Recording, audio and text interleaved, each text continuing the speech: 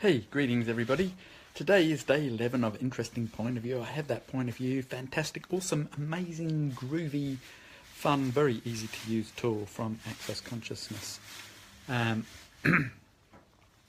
of the really cool things about the mind is that it can make up a lot of stories and you can get really stuck into it. Not that I know anything about that. How does it get any better than that?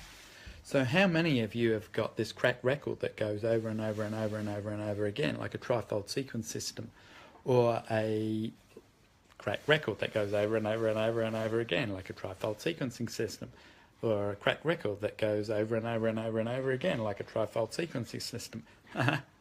Yes, no, it's not a glitch in the matrix. I did do that 3 times on purpose, but that's exactly what our mind is like. And often it will just, change a flavour, change a colour, change this, change that. And you actually get to think that it's something new and different. And you start getting stuck into, oh, wow. And then when you actually realise it's the same thought over and over and over and over and over and over and over and over and over again. Now, just before I started Access, most of you know that I had this terminal disease. One of the things that gave me a lot of ease and joy with my body was actually writing down every thought, feeling and emotion that came up for 3 months. Now, I had a stack of papers which was, 2 stories tall, and on about the 4th or 5th week, I decided that I would read through my notes of what was coming up, and by the end of, I think it was about week 2, I recognised that the same thoughts, the same feelings were coming up over and over again. Why? Because they're not real.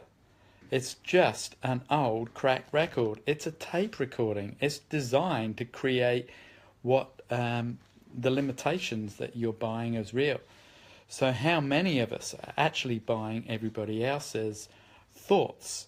And would you now be willing to return them to sender with all the consciousness of the universe attached to it? I mean, I would really, really recommend either writing down those thoughts that come up over and over and over again, and you'll start to see just how friggin' crazily normal they are. Nothing new, ever. How does it get any better than that? So the other thing that you could do is you could do who does this belong to for 3 days in a row, which is a tool. Every time you have a thought, feeling or emotion, you ask that, who does this belong to? Hey, Yasunori, how you doing, my friend? And also employ this tool. Interesting point of view. I have that point of view. Interesting point of view. I have that thought. Interesting point of view. I have that thought. Interesting point of view. I have that thought.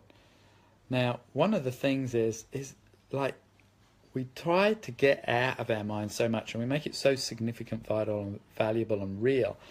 And by doing that, we actually give the mind so much more tenacity, so much more energy. So everything that doesn't allow you to just be an interesting point of view of your mind, interesting point of view of your feelings, interesting point of view of your thoughts, all of that, would you now be willing to destroy and uncreate it? All good and bad, right, wrong, pop, corn, eyes, short boys, meals. And for those of you that have never heard of that, that's the Access Clearing Statement.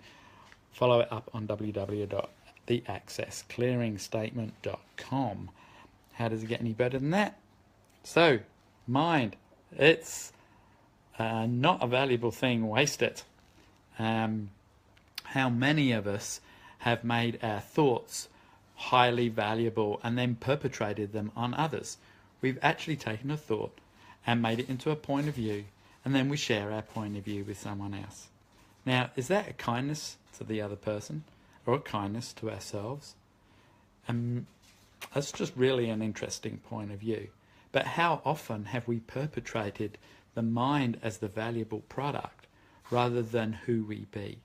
And I guess that's what this tool is all about, is being an interesting point of view gets us to that space of allowance where we, the being, can start to shine through without any point of view, without any electrical vibration that is holding this reality in place.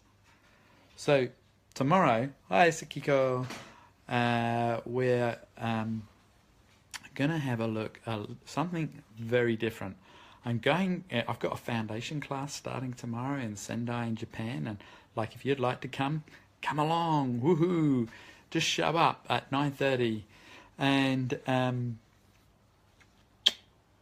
so tomorrow, after this foundation class, I'm going to do something a little bit different. I'm going to do an SOP, which is a Symphony of Possibilities session.